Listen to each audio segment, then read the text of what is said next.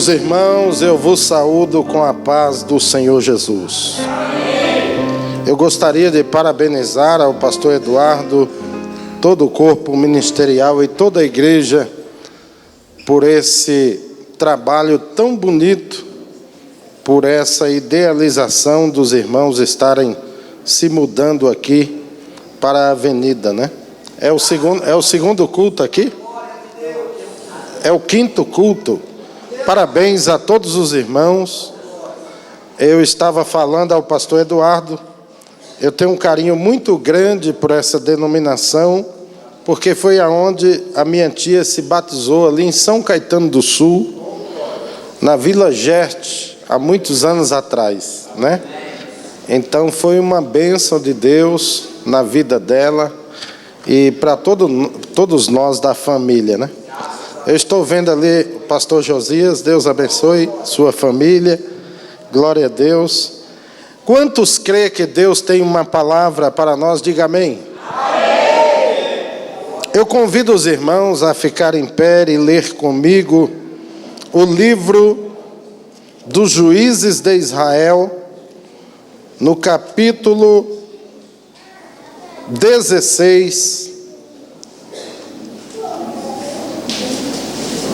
versículo 28. Aleluia, Deus. Livro dos Juízes de Israel, capítulo 16, versículo 28. Só faltou um relógio bem grande ali, né, pastor? Senão os pregadores vão até meia-noite, aí os irmãos não aguentam, né, irmão? Só não pode ter relógio no Walmart, no Carrefour, que você entra e não tem hora para sair, né, irmão? Aí fica gastando lá. Mas na igreja é bom. Quem encontrou Juízes 16, 28, diga amém. Amém. Então Sansão clamou ao Senhor e disse: Senhor Jeová, peço-lhe que te lembres de mim e esforça-me agora, só esta vez, ó Deus, para que de uma vez me vingue dos filisteus pelos meus 2 olhos. Abraçou-se, pois, Sansão com as 2 colunas do meio, em que se sustinha a casa, e arrimou-se sobre elas, com a sua mão direita numa e com a sua esquerda na outra. E disse Sansão: morra eu com os filisteus. E inclinou-se com força, e a casa caiu sobre os príncipes e sobre todo o povo que nela havia.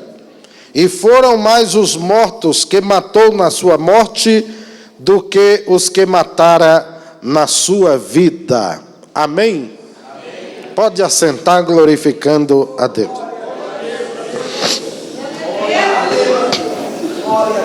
Eu gostaria, queridos, de refletir com os irmãos nessa noite sobre a vida de um dos homens mais enigmáticos e controverso de toda a Bíblia Sagrada. Seu nome, Sansão. Quando nós proferimos ou pronunciamos o nome Sansão, logo vem à mente a conexão com força, com vigor, com robustez, com capacidade de conquista. E para aqueles que gostam de fantasiar um pouco mais, associa-se o nome até à invencibilidade. Sansão foi um homem cheio do Espírito Santo. E ele tinha tudo para dar certo na vida, mas acabou dando errado. Vítima dos seus rompantes, dos seus desejos, dos seus apetites, das suas concupiscências. E Sansão comete algumas falhas que entram para a história, perpetuam-se, a fim de que nós também aprendamos com os erros que ele cometeu. Sansão teve o seu nascimento anunciado pelo anjo do Senhor. E quando nós lemos essa expressão, anjo do Senhor, no Antigo Testamento, nós verificaremos que essa palavra está escrita com letra maiúscula. Portanto, todas as vezes que os irmãos virem a palavra anjo do Senhor, está se referindo ao próprio Senhor Jesus, de forma pré-encarnada no Antigo Testamento. Porque esse anjo do Senhor, ele tem atributos exclusivos da divindade. Ele aceita adoração, ele designa, ele comissiona, ele tem atributos que só pertencem ao Senhor nosso Deus.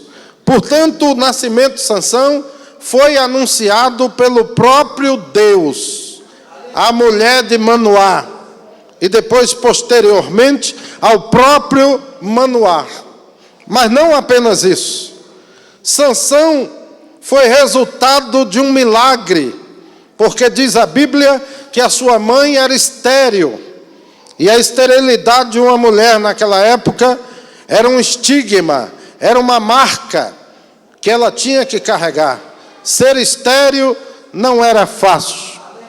A mulher carregava essa tatuagem, esse clichê, e aonde ela chegava era alvo de avaliações, de observações e de comentários. Portanto, sendo a sua mãe estéril, Sansão foi resultado de um milagre. Mas não apenas isso.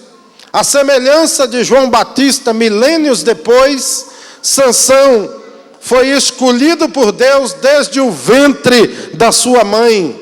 Assim como Jeremias, assim como Paulo, Sansão também veio a esse mundo com uma missão pré-definida.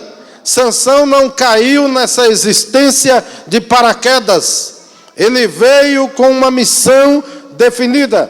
E a vitória seria em ele estar afinado, harmonizado e sincronizado com o projeto que Deus tinha para ele na face da terra. E há uma realidade na vida de que nenhum de nós saberá o que é felicidade plena, enquanto não estivermos afinados e conectados, plugados com o projeto que Deus tem na vida de cada um de nós na face dessa terra.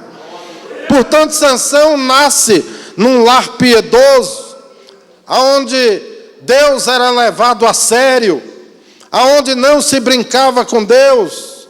Ele nasce num lar onde tinha o voto do nazireado, e o nazireu não deveria beber vinho e nem bebida forte, não deveria tocar em cadáveres humanos ou de animais. O nazireu não deveria se prostituir. O nazireu não poderia cortar os seus cabelos. Sansão nasce num lar piedoso, e ele bebe da piedade daquela casa. Ele é ensinado nos preceitos e nos caminhos do Senhor. Sansão é um homem preparado para dar certo nesse mundo e nessa vida. Mas Sansão começou a cometer alguns erros que eu gostaria de compartilhar com a igreja nessa noite, para que nós também possamos nos desviar dos erros que ele cometeu e sermos vitoriosos na vida para a glória de Deus. Então, do meu ponto de vista, o primeiro erro que Sansão comete é o fato dele escolher para si uma vida solitária. Sansão escolhe uma vida solitária. Se você ler a história dele, você vai observar que não há registros de amizades, de companheiros, de amigos, porque este é um indivíduo que se basta, centrado em si mesmo, autossuficiente, exclusivista, individualista. E agindo assim, ele fere um princípio bíblico e universal que diz: não é bom que o homem esteja só. E quando a Bíblia diz isso, ela não está se referindo apenas à questão matrimonial. Nós podemos parafrasear esse versículo sem nenhum perigo de ferir o conteúdo, dizendo: não é bom que o ser humano esteja só. Não é bom a solidão. É por isso que a Bíblia diz que é melhor andar em dois do que um, porque se um cair, o outro levanta. Se um desanimar, o outro anima. Se um esfriar, o outro esquenta. A solidão não é boa para ninguém. O filósofo italiano recém-falecido, Norberto Bobbio, disse que o ócio é produtivo e a solidão é pedagógica. De fato, por alguns instantes, por alguns momentos, todos nós precisamos de um momento de recolhimento na vida. Todos nós precisamos de um momento de reclusão, um momento de autoavaliação, de um exame introspectivo, se retirar do meio das massas, das turbas, das multidões, para ter uma conversa conosco mesmo e com Deus. Mas isso não pode virar um projeto de vida. Isso não pode virar um estilo de vida. Isso não pode virar um programa de existência, porque a solidão é elaborada, desenhada e arquitetada em si mesmo é doentia, é patológica. Isso não pode virar um modus vivendi, porque a pessoa isolada, afastada, alienada e desarticulada não irá muito longe. Porque o ser humano foi criado com um caráter gregário. O ser humano foi criado para viver em sociedade, em fraternidade, em comunidade, em família. Deus, antes de criar todas as coisas, Ele já subsistia como sendo Deus Pai, Deus Filho e Deus Espírito Santo. Já havia uma família no céu. Deus não andava só.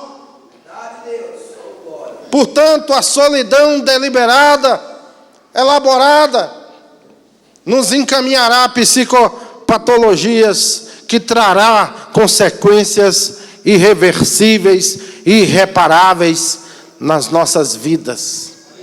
Jesus, sendo Deus, bastava-se a si mesmo, escolheu não andar só. Tinha amigos e andava com eles.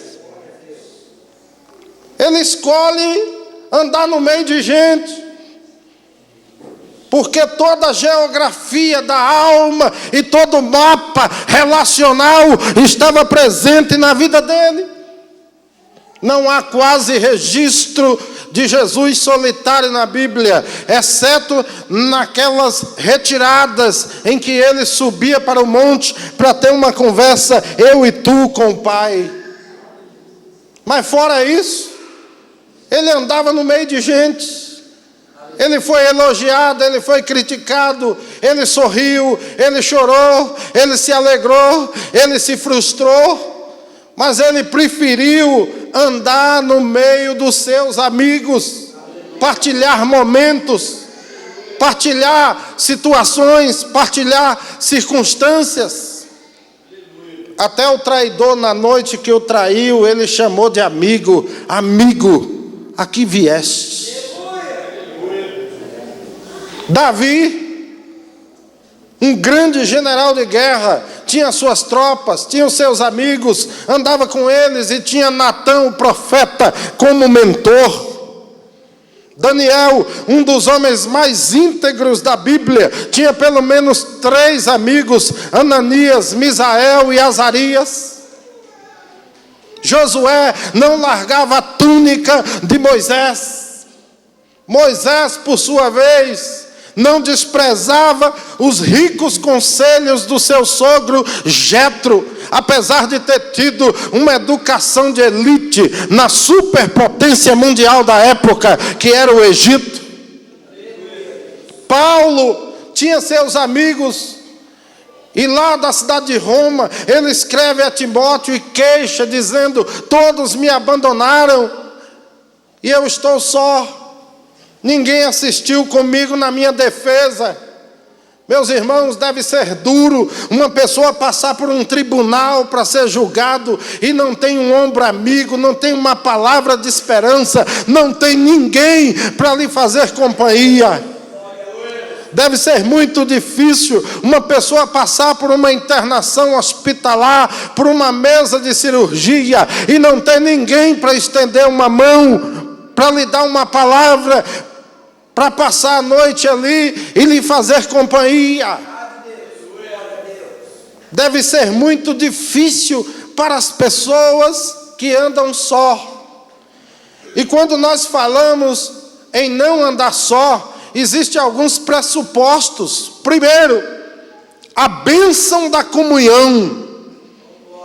Pessoas que optam por viver só, por andar só, elas deixam de compartilhar a bênção da comunhão, do fluxo e o refluxo da vida. O que é comunhão? Comunhão é troca, comunhão é vai e vem. Comunhão não é algo desenhado, arquitetado, elaborado, não. Comunhão é quando a espontaneidade da vida brota, flui, derrama-se sobre o outro, e a do outro derrama-se sobre mim, e a bênção de Deus derrama-se sobre todos, em nome de Jesus.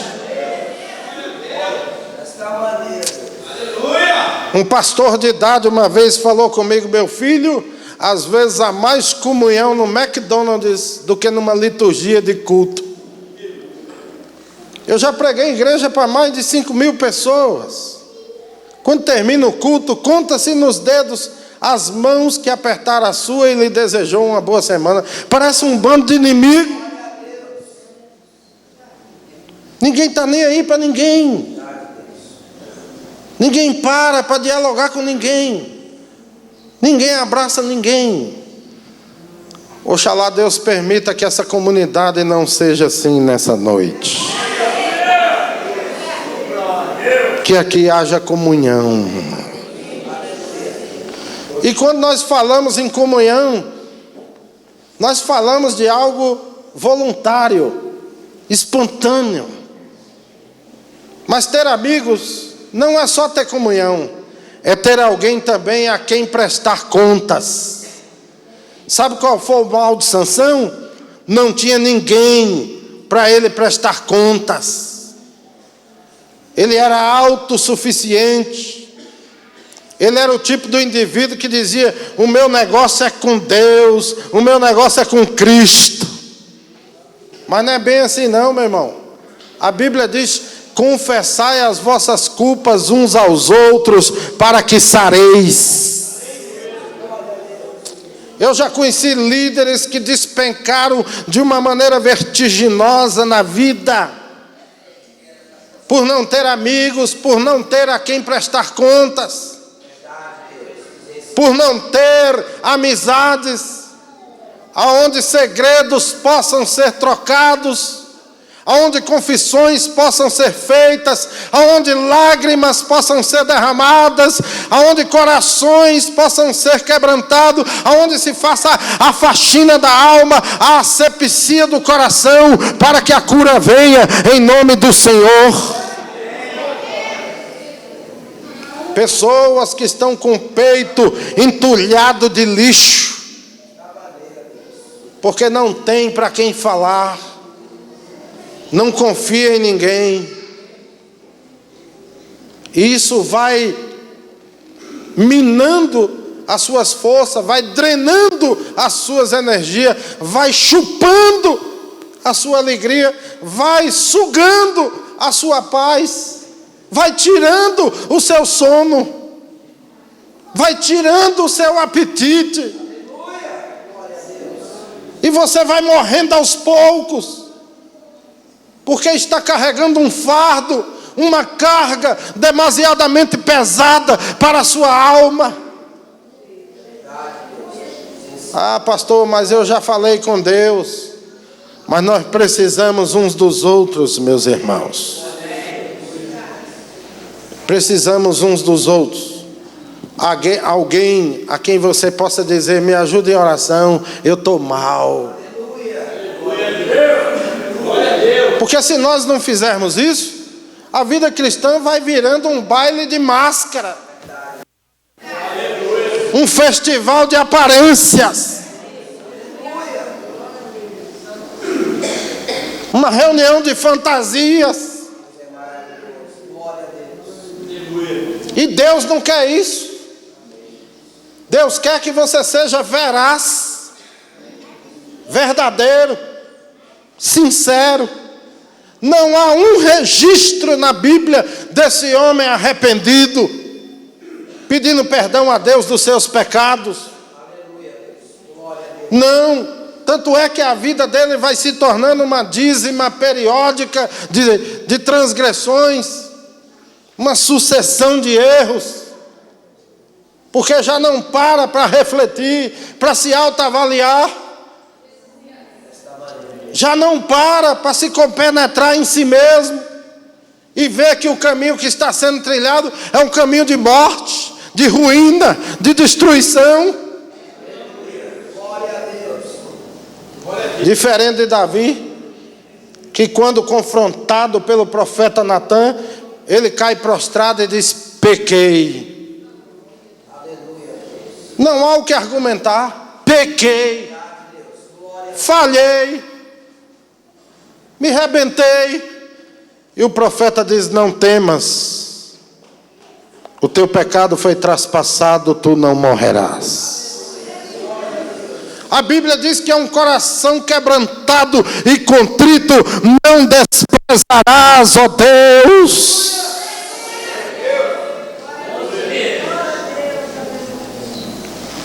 Esse homem opta por uma vida solitária. E a solidão acabou derrubando o ministério dele, a vida espiritual dele, derrubando as suas forças e as suas energias. Segundo lugar, o segundo erro que esse homem comete é que Sansão não é mais ensinável. Sansão não está disposto a aprender mais nada. E o que não faltou foi os muitos conselhos que seu pai lhe deu, que a sua mãe lhe deu. E todo sonho de um pai e de uma mãe é que os filhos não passem por aquilo que eles passaram. Eles dizem: filho, não vá por aí, que aí tem um buraco, tu vai cair e quebrar a perna, porque o pai lá atrás já passou por esse mesmo caminho e caiu e quebrou a perna. Mas ele vai, passa, cai e quebra a perna. E o pai diz: filho, não faça isso, não vá por esse caminho, porque se você errar, eu vou sofrer as mesmas dores que sofri no passado, e muito mais, porque a dor do filho num pai, numa mãe, é projetada de maneira geométrica, é bem maior, é bem mais doloroso. A palavra diz em Lucas 15 que o garoto mais novo chegou ao pai e reivindicou a sua parte da herança. Interessante que o pai não fala nada, silenciosamente pega a parte que pertencia ao moço e dá a ele. Porque tem coisas que palavra não ensina. Tem coisas que só a dor pode ensinar. A dor é um professor com quem nenhum de nós gostaríamos de aprender, mas aprendemos. É quando as madrugadas se tornam frias, insones. É quando as lágrimas mornas rolam pela face. É quando o sono não vem. E o pranto brota. E vai nos comunicando as verdades que não quisemos aprender na hora oportuna. O garoto pega o dinheiro e vai. Vai para um lugar bem distante, longe dos ecos da voz do pai, vai para uma terra longínqua, para um país distante, e lá dissipa todos os seus bens, vivendo dissolutamente, até o dia que ele caiu dentro do chiqueiro de porcos. E a minha avó já dizia: quem se mistura com porcos, farelo come. Foi lá na dor que a ficha caiu. os olhos se abriram. E ele disse: quantos empregados de meu pai têm pão com fartura, e eu aqui pereço de fome? Levantar-me-ei, irei ter com meu pai, e dir-lhe-ei: pai, eu pequei contra o céu e contra ti, já não sou digno de ser chamado teu filho, mas recebe-me, nem que seja como um dos teus empregados.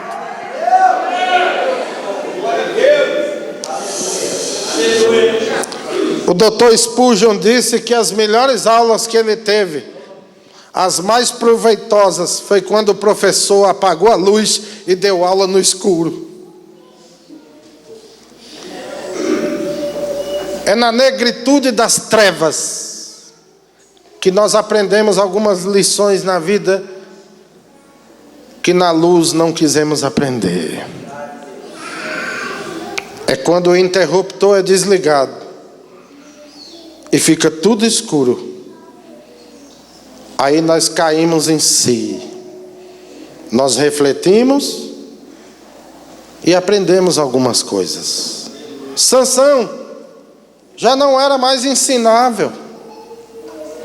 Ele achava que sabia tudo. Ele achava que os idosos não tinham nada para lhe ensinar, porque eles viveram em outra geração. A nossa geração é mais moderna, é melhor. O que é que um idoso de 80 anos tem para me passar? O que é que uma idosa de 70 anos tem para me passar? Eu sou o esperto. Eu estou numa era científica e tecnológica. Ele é da idade da pedra. Mas a Bíblia diz que eram os anciãos de Israel que davam conselho para a congregação. Eram os anciãos de Israel que davam conselho para os mais jovens. Porque a humanidade pode ter progredido, pode ter avançado em algumas áreas, mas o ser humano ainda é o mesmo miserável, desgraçado, pobre, cego e nu, e ainda depende da graça e da misericórdia de Deus. Sansão se deixou levar pelas emoções. Sansão era um homem emotivo. Ele ia de um extremo ao outro com muita facilidade. Ele oscilava para lá e para cá como o pêndulo de um relógio. As emoções eram como um vento forte, veemente, que soprava a vela dessa vida para onde quer que queria. Sansão não tinha a sensatez da avaliação. Ele pegava no tranco. Vou falar, falei. Vou fazer, fiz. E eu ouço dizer que essa geração da pós-modernidade é uma geração emotiva e impulsiva. É uma geração que age baseada nos impulsos, nas emoções. Não pensa para falar, fala para depois pensar. Não pensa para agir, age para depois pensar. E aí as consequências ficam por aí. Eu conheço um jovem que ele era o Dom Juan na igreja. Dizia ele que ficava com as garotas mais bonitas. Hoje ele trabalha de garçom para pagar 4 pensões. É a noite toda com aquela bandeja cheia de copo. Eu falei: não pague não, para ver se tu não vai preso. Era o Dom Juan da igreja. Hoje trabalha que nem um condenado, para dar comida a 4 burguelinhos, um de cada irmã. Será que tem algum Dom Juan aqui nessa noite? É você que Deus está falando, Sansão? Vigia as tuas emoções, Sansão. Vigia os teus impulsos, Sansão. Pensa, Sansão, direitinho antes de tomar uma atitude. Pensa, Sansão, lá na frente, que as coisas mudou. Não é na época do meu avô, não. Meu avô lá na Bahia teve 32 filhos com 8 mulheres.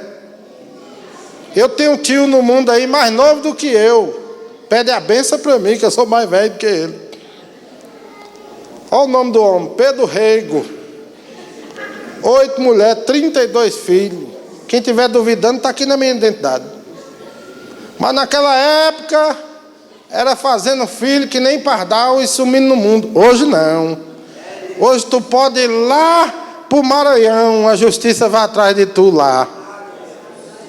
Hoje é tudo online.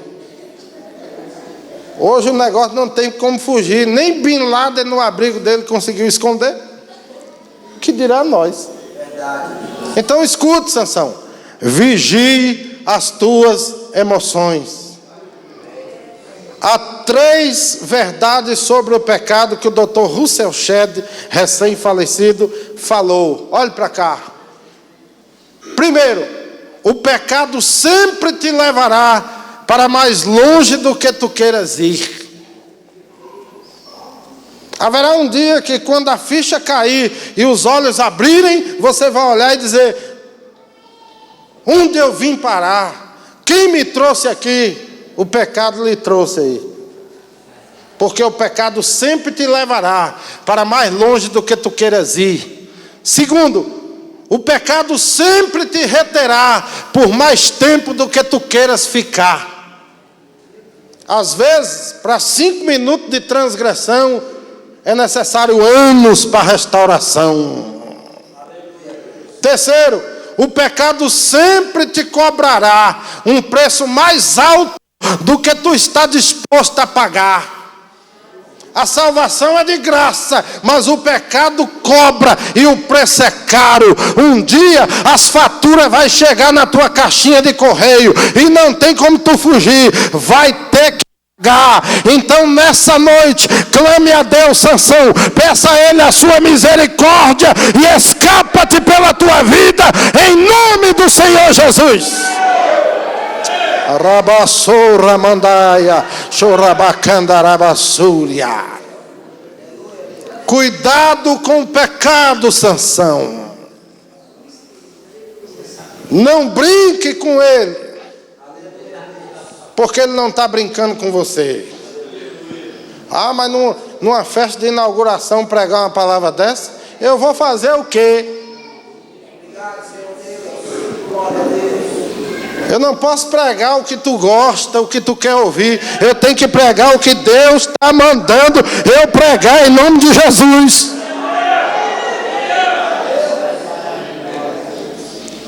Escute, Sansão não vigiou as suas fraquezas de caráter.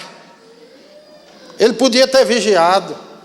Olha, eu não vou passar por aqui, porque eu já passei por ali e doeu, e eu não quero repetir o filme de novo, porque vai doer de novo. Não. Quem aprende com os próprios erros é inteligente, mas quem aprende com os erros dos outros é sábio. Mas o que é pior, Sansão não aprendia nem com os erros dos outros e nem com os seus próprios erros. É por isso que ele foi tropeçando durante a vida inteira. Olha a vida de Sansão. A Bíblia diz que ele matou 30 inimigos de uma vez só, sem ter uma arma na mão. Há um registro em que ele põe fogo no rabo de 300 raposas e devasta a seara dos filisteus. Há um outro registro que ele pega uma queixada fresca de jumento e mata 1000 homens. Há um outro registro que ele pega os portões pesados da cidade de Gaza, coloca nas costas e leva lá no monte. Era um vencedor, era um campeão, não perdeu para ninguém. No entanto, não conseguiu vencer a si mesmo. Olhe para cá, vencer os outros não é tão difícil. Difícil é vencer você mesmo. Davi matava leão, Davi matava urso, Davi derrubava gigante, Davi expulsava demônio com a harpa. Em 40 anos de reinado, nunca experimentou uma derrota no campo de batalha. Mas havia um monstro de sensualidade dentro dele que ele não conseguia vencer. Olhe para mim, escute. Melhor e mais importante do que vencer os outros é vencer a nós mesmos. Porque o maior inimigo do homem é ele mesmo. Quem sabe Sansão era expert em transferir culpa. Tem gente assim. A culpa é do vizinho, a culpa é do irmão, a culpa é do meu pai, a culpa é da minha mãe, a culpa é do meu marido, a culpa é da minha mulher, a culpa é do bispo, a culpa é do pastor, a culpa é do patrão, e vamos embora. O que é que houve, Adão? A mulher que tu me deste, está com nada. O que é que houve, mulher? A cobra que subiu no galho da árvore me enganou. O que é que houve, serpente? O cão que entrou em mim, eu fiquei endemoniado. O que é que houve, Satanás? Ele olhou para trás para jogar a culpa em alguns demôniozinhos, não achou ninguém, caiu tudo na cabeça dele. Esse mecanismo psicológico de transferência de culpa está mais vivo no meio de nós do que nunca. É fácil a gente jogar a culpa no lombo dos outros. E tem gente que faz do diabo vigário. O que foi isso, irmão? O diabo. Por que você fez isso, irmão? O diabo. O diabo tem a parte dele. Mas ele só investe onde a brecha é aberta. E o diabo sabia aonde investir em Sansão. Satanás não gastaria munição à toa. Ele olhou e disse: é ali que eu vou derrubar ele. O diabo sabe qual é teu ponto fraco, meu irmão. Interessante que para cada um daqueles envolvidos no pecado original, Deus deu uma sentença. Ao diabo Deus disse: nascerá um da semente da mulher que esmagará a tua cabeça. Foi ou não foi? A serpente, Deus disse: tu rastejarás sobre o teu ventre e pó comerá todos os dias da sua vida. Foi ou não foi? A mulher, ele disse: aumentarei grandemente a tua conceição, com dor terás teus filhos, e o teu desejo será para o teu marido, e ele te dominará. É um castigo. Aí aparece uma paraibana e diz: tá para nascer um homem para me dominar. Deus disse: vai dominar. Tu pode ser lá de Passo, de Cajazeira, lá de João Pessoa, lá de Campina Grande, vai dominar. Foi Deus que falou. Ao homem Deus disse: ó, maldita é a terra por causa de ti.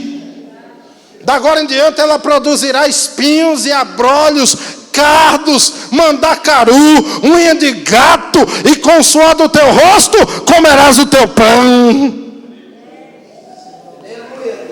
Você sabia que existe uma maldição na terra? Hã? Da onde veio os furacões, os terremotos, o Katrina, o tsunami? De onde veio? Da queda do homem. Antigamente Adão dormia no colo de um leão. O leão para ele lá no Éden era um bichano, um gatinho agora. Depois que pecou, vai dormir no colo do leão para tu ver. Vai lá. Vai brincar com a onça sussuarana, vai. Vai brincar com o tigre. Vem cá, bichaninho, vem. Vai. De onde vem isso? Essa ferocidade animal? Da queda. Tudo de ruim que existe no mundo foi a queda que trouxe. E o pior é que eu nasci, não comi fruto nenhum e já nasci pecador, porque eu estava representado nele lá. A firmeza dele significaria a minha firmeza, a queda dele significaria a minha queda. Por isso que seu pecado pode ser particular, mas ele nunca será individual. Porque você não está só. Você está entrelaçado uns nos outros. Você é um pequeno membro de um gigantesco corpo, o corpo de Cristo na face da terra. E a Bíblia diz que quando um dos membros está doente, todo o corpo padece. Eu já fui pregar em igreja aí, que eu vou dizer, é melhor pregar num culto fúnebre. É arriscado o finado dar um glória dentro do caixão. É, irmão, misericórdia. O povo está tudo morto, só esqueceu de enterrar. Sabe o que é aquilo? É o pecado que está como uma metástase. A medicina diz que Quando o câncer atinge os órgãos, chama de metástase, alastra, generaliza. Tem igreja que está assim. O pecado começa ali, começa lá, começa acolá, vai pegando todo mundo. Daqui a pouco você vai pregar lá, está aquele povo morto, navegando no WhatsApp na hora do culto, olhando para o relógio, abrindo a boca para dormir. O que é isso?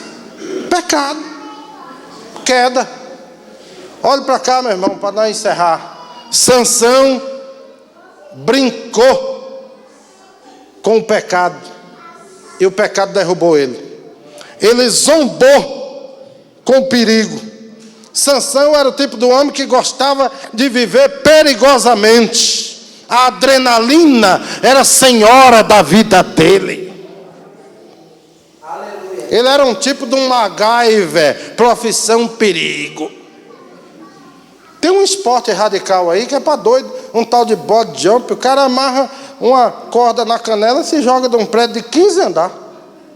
Onde é que está o juízo de um cara desse? Esses dias um mediu errado lá, fez o cálculo errado, botou a corda mais longa e meteu a cabeça lá embaixo. Eu falei, mas não é um doido, porque a morte já anda rodeando nós aí para matar nós todo dia. Eu agora vou querer pular de prédio? Eu estou com medo da altura desse púlpito aqui. Vou pular de um prédio de 15 andares, meu irmão. Oh, para com isso. Será que tem algum Sansão aqui nessa noite que gosta de viver perigosamente? Cuidado. A minha avó já dizia, quem brinca com fogo acaba queimado. Sansão brincou de se deixar amarrar e acabou amarrado. Ele dizia assim, se me amarrar com tal corda, eu fico imobilizado, eu perco minhas forças. Aí vinha o povo, amarrava, nó para cá, nó para lá, ele se soltava. Ele dizia, eu não sou menino, eu tenho experiência, e pode me colocar em qualquer situação que eu tenho saída para tudo. Até que chegou um dia que ele ficou sem saída. Brincou de se deixar amarrar e acabou amarrado. Olhe para mim para nós encerrar. Um menino que nasceu nas alturas do Monte Etã e sabia que no vale do Soreque a depravação e a degeneração campeava, preferiu descer às alturas do Etã e viver no vale de Soreque, de programa em programa, de boteco em boteco, de balada em balada, de motel em motel, de cabaré em cabaré, até que aquele que lhes preparou as armadilhas de forma degradê e homeopática lhe deu tiro de misericórdia. Pá! Agora ele se encontra cego, careca, servindo de jumento na moinha. Escuta. Ainda tem moinha no cárcere para os Sansãos que não estão vigiando. Está lá. Você não é forte? Então você vai fazer o serviço do jegue, do asno. E está ele lá. Sozinho, abandonado, enganado, sem amigos, sem família. Está no fundo do poço. Está no fim do túnel. Está como Manassés. Lembra de Manassés? Rei de Israel. Não vigiou. A Bíblia diz que esse homem era feiticeiro, prognosticador, encantador, consultava as nuvens, ofereceu 2 filhos no fogo a Moloque. Até que a Babilônia veio e levou ele cativo. Pegaram ele de espiro, deram um banho de melaço nele, o tipo de uma resina, de um betume, amarraram ele na traseira de um cavalo e saía pela rua com ele, e a poeira e o lixão ia se acumulando no seu corpo. Depois pegaram ele, colocaram gancho nas axilas e levantaram ele, um tipo de uma tortura babilônica. sofreu de maneira indescritível, de maneira inimaginável, mas foi ali, no lixão, que ele clamou ao Deus dos seus pais. Deus ouviu sua oração, trouxe ele de volta, sentou no trono e morreu em paz. Agora está Sansão. E os filisteus lotaram o templo de Dagon. E o carnaval era grande. A zombaria, os gritos, o frenesi. Traga-nos Sansão para nós brincar com ele. Satanás gosta de fazer gente de Deus de palhaço quando a fissura é aberta. Uma das maiores dores que Israel teve na Babilônia foi a ironia dos babilônios, quando dizia: canta um hino. Vocês não gostam de cantar? Canta um hino ao Senhor. E eles chorando, e as harpas penduradas no salgueiro, e eles diziam: como nós podemos cantar um hino escravizado, com bola de ferro no pé, com corrente? A Bíblia diz que quem está alegre canta, mas quem está triste ora. Se você está se sentindo escravizado por alguma situação nessa noite, ore, chore, clame ao Senhor. O Deus da libertação está aqui para te dar a vitória.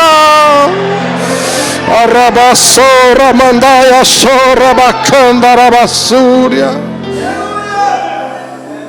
Chora, meu irmão. Peça a Deus, porque com bola de ferro no pé é duro mesmo. A igreja toda está com as mãos erguidas louvando, e o camarada triste, irmão, amarrado por um vício,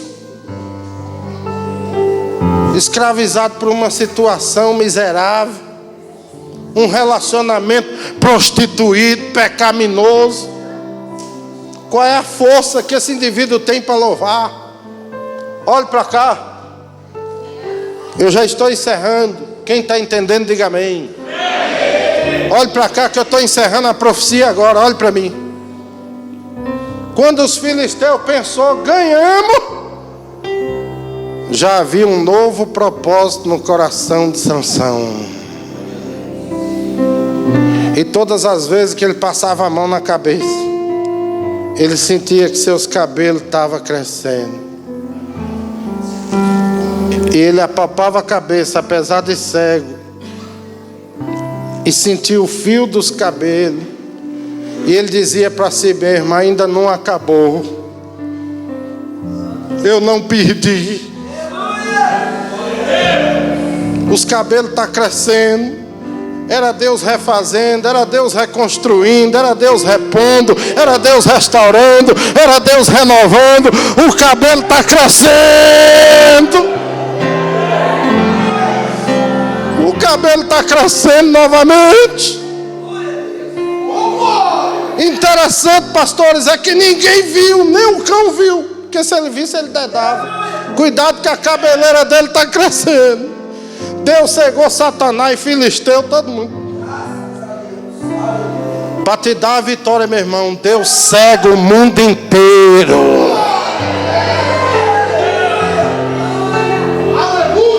Deus cega o mundo inteiro. Olhe para cá. O moço levou ele, e ele disse para o moço: me coloca entre as duas colunas de sustentação do templo. Parece que ele já conhecia o lugar. Viu? Aí botou ele ali. E o povo: vai, Sansão, faz uma palhaçada aí para nós. Você não é crente? Cadê teu Deus? Faz uma agasalha aí, Sansão, uma demonstração de força. Vai pedir isso logo para quem? Para o homem de Deus. O homem de Deus já está ali arrebentado. Alguém diz que ninguém chuta cachorro morto. Como não? O homem já está só o pó e ele está chutando. Está humilhando. Mas a Bíblia diz: não te alegres a meu respeito, ó inimiga minha, porque se eu cair, o Senhor me levantará, e se eu morar nas trevas, o Senhor será a minha luz. Não te alegre. Olha aqui. E quando ele está ali, a casa está lotada, ele ora a Deus pela última vez e diz: Senhor, dai-me forças somente essa vez. E ele começa a empurrar as colunas, porque ali Sansão entendeu que o maior inimigo dele era ele mesmo. O pior senhor para a vida dele era ele mesmo. Foi ali que Sansão entendeu que doía menos ser esmagado pela estrutura do grande templo do que viver servindo de palhaço na mão do inimigo. Doía menos ser soterrado por aquele teto que ia desabar do que viver alienado de Deus, desobedecendo a Deus. E ali ele clama com toda a força do seu pulmão: pelo Deus de Israel. Empurra as colunas, a coluna cai e o juízo de Deus desaba, matando todos que estavam ali, inclusive ele. Olha aqui, meu irmão, 1 minuto. A minha oração, o meu desejo, o ardente anelo do meu coração é que você e eu não tenhamos o fim que Sansão teve, mas que possamos receber livramento antes, para a glória de Deus. Sansão poderia ter tido uma história diferente, um final diferente, mas graças a Deus ele foi salvo, pois o seu nome figura lá na galeria dos heróis da fé em Hebreus capítulo 11. Eu queria que nessa noite, com a permissão dos pastores, impetrar uma palavra de oração sobre a tua vida, meu irmão. Por favor, a igreja, curve a sua fronte, feche seus olhos. Eu queria perguntar no nome do Senhor Jesus: há alguém aqui nessa noite que o Espírito de Deus falou com a tua alma? Daí de onde você está, dê um sinal com a sua mão. Eu gostaria de orar pela tua vida nessa noite. Amém. Há mais alguém? Amém. Pode abaixar. Há mais alguém? Amém. Mais alguém? Pode levantar a sua mão. Amém. Vamos orar juntos. Senhor Deus, a tua palavra foi profetizada nessa noite. A tua palavra nos mostrou a revelação da vida de um dos maiores homens da Bíblia, cheio do Espírito Santo, e que tinha uma obra linda para realizar na face dessa terra, mas não vigiou e acabou morrendo prematuramente, sem os seus 2 olhos, subjugado pelo inimigo. Nessa noite eu apresento na palma das tuas mãos a vida dessa minha irmã, desse meu irmão, desse jovem que levantou a mão, dessa mulher que estendeu a sua mão e que precisa, Senhor, nessa noite de uma libertação na sua vida, precisa, Senhor, de uma cura na sua alma. Que nessa noite o Senhor possa ter feito uma obra linda e poderosa no meio do teu povo, para a glória do teu nome. É o que eu oro e agradeço em nome de Jesus. Aplauda ao Senhor nessa noite. Glória a Deus, irmãos. Palavra maravilhosa.